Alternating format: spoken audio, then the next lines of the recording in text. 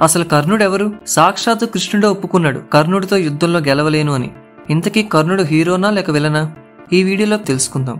కుంతి భోజ ఇంటికి చాలా పవర్ఫుల్ ఇంకా కోపదారి మనిషి అయిన దూర్వాస మహర్షి ఆతిథ్యం కోసం వస్తారు. రాజుకి చాలా భయంగా ఉంటుంది. మర్యాదల్లో ఎక్కడైనా ఎవరైనా తప్పు చేస్తే దూర్వాస మహర్షి ఆగ్రహాన్ని తట్టుకోలేరని, అప్పుడు కుంతీదేవి తాను చూసుకుంటానని చెప్తుంది. దూర్వాస మహర్షి ఉన్నన్ని రోజులు ఎక్కడా ఏ లోటు లేకుండా చాలా జాగ్రత్తగా చూసుకుంటుంది. దూర్వాస మహర్షి కుంతీదేవి ఆతిథ్యం మర్యాద బాగా నచ్చుతుంది. వెళ్లే ముందు ఆమెకు ఒక వరం ఇస్తాడు. నువ్వు నీకు నచ్చిన దేవుడిని తలుచుకుని ఈ మంత్రం చదివితే నీకు ఆ దేవుడు గొప్ప శక్తులున్న ఒక బిడ్డను ప్రసాదిస్తాడని చెప్తాడు. ఒకరోజు కుంతీదేవి నదిలో స్నానం చేయడానికి వెళ్ళినప్పుడు దూర్వాస మహర్షి చెప్పింది గుర్తొచ్చి సరదాగా టెస్ట్ చేద్దామని సూర్యుని తలుచుకుంటూ ఆ మంత్రం చదువుతుంది. వెంటనే సూర్యుడు ప్రత్యక్షమై బంగారు కవచం కమ్మలతో పుట్టిన ఒక బిడ్డను ఆమెకు ప్రసాదిస్తాడు. కుంతీదేవి షాక్ లో ఉంటుంది. పెళ్లికాని నేను ఇప్పుడు ఈ బిడ్డకు తల్లని తెలిస్తే అందరూ తన గురించి ఏమనుకుంటారు? ఇష్టం లేకపోయినా సరే తప్పక ఒక పొట్టలో బాబుని పెట్టి నదీ ప్రవాహంలో వదిలేస్తుంది.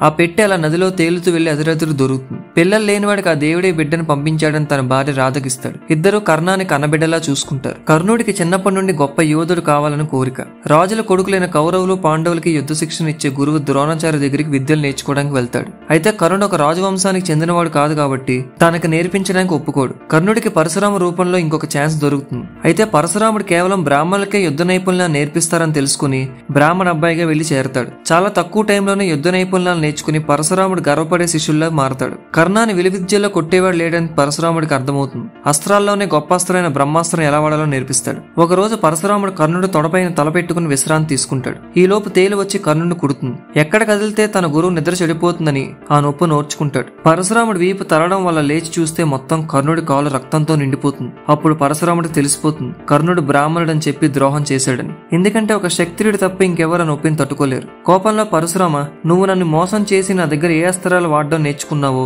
నీకు అవసరమైనప్పుడు ఆ అస్త్రాలు ఎలా వాడాలో మర్చిపోతావని కర్ణుని శపిస్తాడు. హస్తినాపురంలోని కౌరవులకి ఇంకా పాండవులకి మధ్య విల్లు పోటీ జరుగుతుంది. కౌరవులకి తెలుసు పాండవులను ఓడించడం అసాధ్యమని, ఎందుకంటే వాళ్ళు పోటీ పడేది అర్జునుడితో అని. ఒకవైపు అర్జునుడు అద్భుతమైన నైపుణ్యాలను ప్రదర్శించి అక్కడున్న వాళ్ళందరినీ ఆశ్చర్యపరుస్తాడు. విల్లు పోటీలో అర్జున్ ఓడించేవాడే లేడని అక్కడున్న వాళ్ళందరూ మాట్లాడుకుంటారు. అప్పుడు కర్ణ వస్తాడు. అర్జునుడి కంటే అద్భుతమైన ప్రదర్శన చూపించి తనతో పోటీ పడమని అర్జునుడికి సవాల్ విసురుతాడు. అది చూసి చుట్టూ ఉన్న జనం పిచ్చికిపోతారు, ఎవరి అబ్బాయి అని.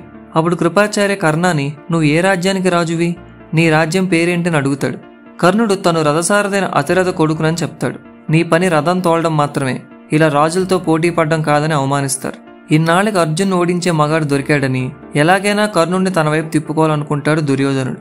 కర్ణుడికి సపోర్ట్ ఇవ్వడానికి దుర్యోధనుడు ముందుకు వచ్చి, ప్రతిభ ఉన్నా సరే కేవలం రాజవంశానికి చెందినవాడు కాకపోవడం వల్లే అర్జునుడితో పోటీ పడ్డానికి అనర్హుడు అంటున్నారు కదా, నా అంగరాజ్యానికి కర్ణుడిని రాజును చేస్తున్నాను అని ప్రకటిస్తాడు. అప్పుడు కర్ణ, ఓ దుర్యోధన, నేను కల్లో కూడా ఊహించని గౌరవం నువ్వు నాకు ఇచ్చావు.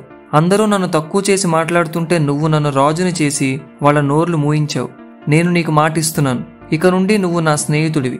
ఈ క్షణం నుండి నేను మరణించేంత వరకు నేను నీవైపే ఉంటాను, నీకోసమే పోరాడతానని అంటాడు. ఎంత విచిత్రమో కదా. నిజానికి కర్ణుడు పాండవులకు అన్న అవుతాడు. ఈ విషయం ఎవరికీ తెలియదు. కౌరవులతో స్నేహం చేస్తాడు. వాళ్ల వైపు నిలబడతానని కర్ణుడు మాటిస్తాడు. పాండవులు కౌరవుల మధ్య కురుక్షేత్రం మొదలవబోతుంది. అర్జునుడు ఒంటి చేత్తో కౌరవులను ఓడించగలడు. కానీ అలాంటి అర్జునుడిని కర్ణుడు ఒక్కడే ఆపగలడు. దుర్యోధనుడికి ఇచ్చిన మాట వల్ల అధర్మం అని తెలిసినా సరే కౌరవులకు వెన్నంటే అండగా కర్ణుడు ఉంటాడు. కర్ణుడికి కవచకుండలాలు ఉన్నంతసేపు ఏ శక్తి తనని ఏమీ చెయ్యలేదు. ఆఖరికి బ్రహ్మాస్త్రం, సుదర్శన చక్రం కూడా. కర్ణుడు చాలా ప్రమాదకరమైన వాడు. అలాంటి ప్రమాదం ధర్మం వైపు అస్సలు రాకూడదు. ఒకరోజు బ్రాహ్మణుడు కర్ణుడి దగ్గరకు వచ్చి, మీరు గొప్ప దానకరుణని తెలిసి వచ్చాను, ఏమడిగినా దానం చేస్తారని విన్నాను. మరి నేను అడిగింది మీరు దానం చేస్తారా అని అడుగుతాడా బ్రాహ్మణుడు. నేను చేయగలిగింది ఏదైనా చేస్తాను, అడగండి అంటూ కర్ణుడు అంటాడు. అప్పుడు వెంటనే ఆ బ్రాహ్మణుడు, మీ కవచకుండలను దానం చెయ్యండి అని అడుగుతాడు. అప్పుడు కర్ణుడు నవ్వుతూ, ఓ బ్రాహ్మణ, మీరు ఇంద్రుడని నాకు తెలుసు. సూర్యభగవానుడు ముందే నన్ను హెచ్చరించడం జరిగింది. బ్రాహ్మణ అవతారంలో వచ్చి నీ కవచకుండలాలు అడుగుతారు ఇవ్వద్దు అని.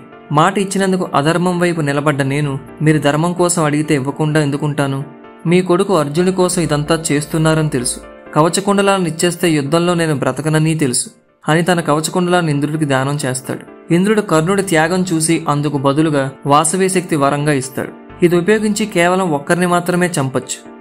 కురుక్షేత్ర సమయంలో కర్ణ ముందుకు కుంతీదేవి వచ్చి, కర్ణ, నేను నీ తల్లి కుంతిని. నువ్వు సూర్యదేవునకు పుత్రుడివి, పాండవులకి పెద్ద అన్నవి. నేను తెలియక చేసిన తప్పు వల్ల భయపడి నిన్ను విడిచిపెట్టాల్సి వచ్చింది. కర్ణ, నువ్వు శూద్రపుత్రవి కాదు, కుంతీపుత్రవి. యుద్ధంలో నీ తమ్ముళ్లతో పోరాడొద్దు, పాండవుల వైపు నిలబడమని అడుగుతుంది. అప్పుడు కర్ణుడికి మాటలు రావు. ఇన్ని రోజులు ముందుకు రాని మీరు ఇప్పుడు మీ కొడుకులకు హాని జరుగుతుందంటే వచ్చారు. ఆ శూద్రపుత్ర అని హేళన చేసిన సభలో కుంతీపుత్ర అని మీరు చెప్పుంటే నేను దుర్యోధనుడికి మాటిచ్చి నేను తన వైపు నిలబడేవాణ్ణి కాదు కదా. అవతల నా కుటుంబం ఉన్నా సరే నేను అవమానాల్లో ఉన్నప్పుడు నా పక్కన నిలబడిన నా స్నేహితుడు దుర్యోధనుడి వైపే నిలబడతానని అంటాడు. అడిగింది ఏదైనా దానం చేస్తావంట కదా, నా 5 కొడుకుల ప్రాణం నాకు దానం చెయ్యి అని కుంతీదేవి అడుగుతుంది. అప్పుడు కర్ణుడు, నేను నీకు మాటిస్తున్నా తల్లి, అర్జునుని తప్ప ఇంకెవరిని చంపను. ఎందుకంటే సమరంలో అర్జునుడు మాత్రమే నాతో సమానుడు. కురుక్షేత్రం ముగిసేసరికి అర్జునుడి చేతిలో నేను మరణించినా లేదా నా చేతిలో అర్జునుడు మరణించినా నీకు చివరిగా 5 కొడుకులే మిగులుతారని అంటాడు. తర్వాత కృష్ణుడు కర్ణాన్ని ప్రశ్నిస్తాడు. నిండు సభలో ద్రౌపదిని అవమానించిన వాణ్ణి, పాండవుల్ని అన్యాయంగా జూదంలో ఓడించిన వాణ్ణి, అధర్మానికి నిలువెత్తు రూపమైన వాణ్ణి నమ్మి వాడివైపు ఉంటానంటున్నావు. ధర్మం వైపు నిలబడతావా లేదా ఇచ్చిన మాట కోసం అధర్మం వైపు నిలబడతావో నీ ఇష్టం. అధర్మాన్ని అణిచేందుకు ఈ కృష్ణుడు ఉన్నాడని గుర్తుపెట్టుకో. మిగిలింది కురుక్షేత్రంలో చూసుకుందాం అని అంటాడు. కురుక్షేత్రంలో యుద్ధం హోరాహోరీగా సాగుతుంది. ఇంకా యుద్ధంలో 13వ రోజున కౌరవులకి ఇంకా పాండవులకి మధ్య భయంకరమైన యుద్ధం జరుగుతోంది.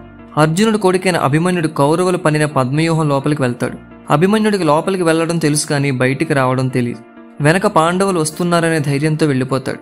అయితే దుర్యోధనుడి బావైన జయద్రథ తన వరోపయోగించి పాండవుల్ని పద్మవ్యూహం లోపలికి రాకుండా ఆపుతాడు.